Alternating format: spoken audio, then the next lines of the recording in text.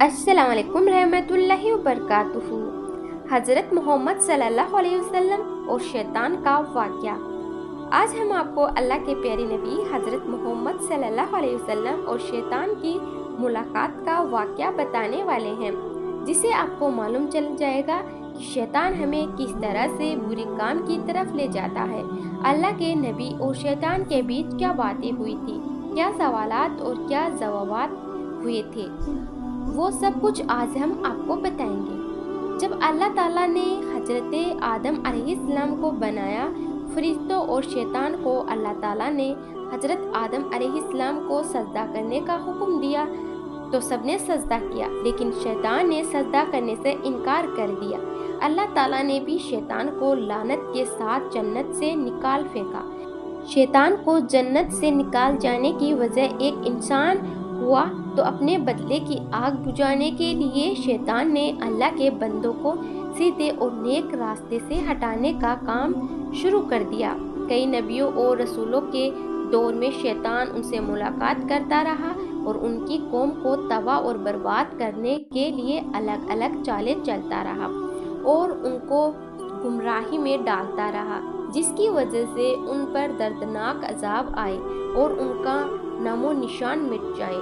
ایک مرتبہ ایک حضرت موسیٰ علیہ السلام سے شیطان کی ملاقات ہوئی تو شیطان نے حضرت موسیٰ علیہ السلام سے کہا، اے موسیٰ، اللہ تعالیٰ نے آپ کو اپنے رسالت کے لیے اپنا نبی بنا کر آپ کو دنیا میں بھیجا ہے اور آپ اللہ تعالیٰ سے باتیں بھی کیا کرتے ہیں۔ میں بھی خدا کی مخلوق میں شامل ہوں اور مجھ سے ایک گناہ ہوا ہے اور اب میں اس گناہ سے توبہ کرنا چاہتا ہوں۔ آپ اللہ تعالیٰ کی بارگاہ میں میری سفارش کریں کہ اللہ میری توبہ قبول کرے۔ حضرت موسیٰ علیہ السلام نے اللہ تعالیٰ سے شیطان کے لیے دعا کی۔ اللہ تعالیٰ کی طرف سے حکم ہوا، اے موسیٰ، ہم تمہاری دعا قبول کریں گے، اور شیطان کے لیے اللہ نے حکم دیا کہ اسے حکم دو کہ وہ آدم کی قبر کو سجدہ کرے، پھر اس کی توبہ قبول ہوگی۔ شیطان نے انکار کر دیا اور گھمنڈ اور غصے میں آ کر کہنے لگا، جب میں نے حضرت آدم علیہ السلام کو ان کی زندگی میں سجدہ نہیں کیا تو آج ان کی قبر کو بھی سجدہ نہیں کروں گا۔ پھر شیطان نے کہا، اے موسیٰ، آپ نے اللہ تعالیٰ کی بارگاہ میں میری سفارش کی ہے، اس کے لیے تمہارا مجھ پر حق بنتا ہے۔ چلو میں تم کو کچھ راز کی باتیں بتاتا ہوں، تم مجھ کو 3 حالاتوں میں یاد کیا کرو، ایسا نہ ہو کہ میں تم کو ان 3 وقت میں برباد اور تباہ کر دوں۔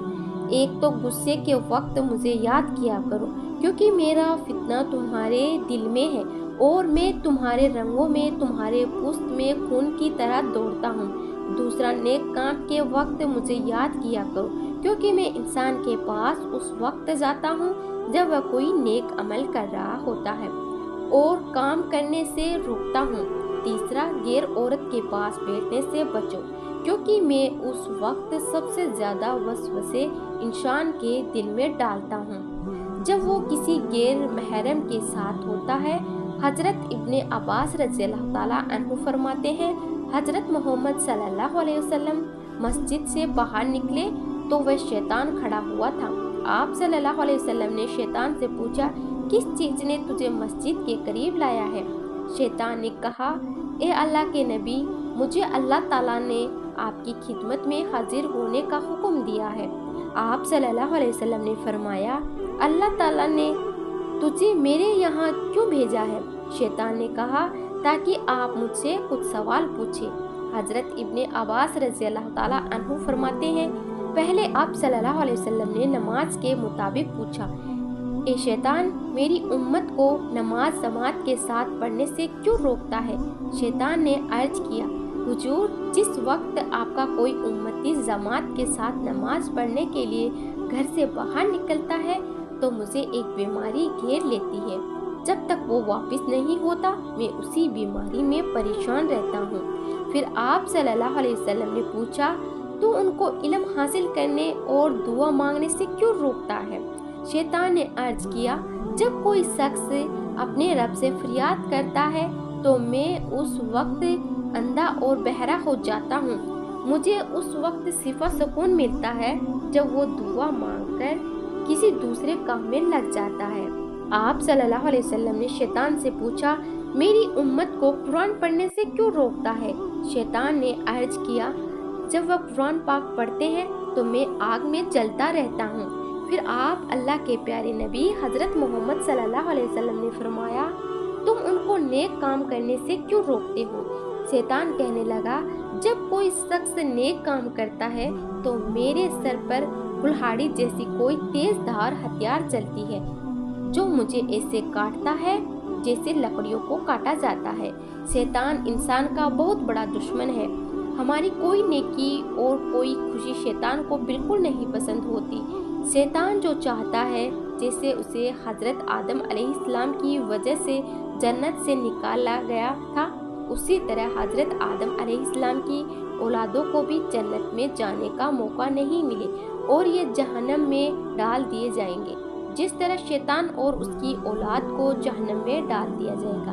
اس لیے شیطان لاکھ کوشش کرتا ہے کہ انسان کو صحیح راستے سے بھٹکا دے، برے کام کی طرف اسے لے جائیں، شراب، جوا، چوری، زنا اور دوسرے گندے کاموں میں ان کا دھیان لے جائیں اور ان کی آخرت کو برباد کر دے۔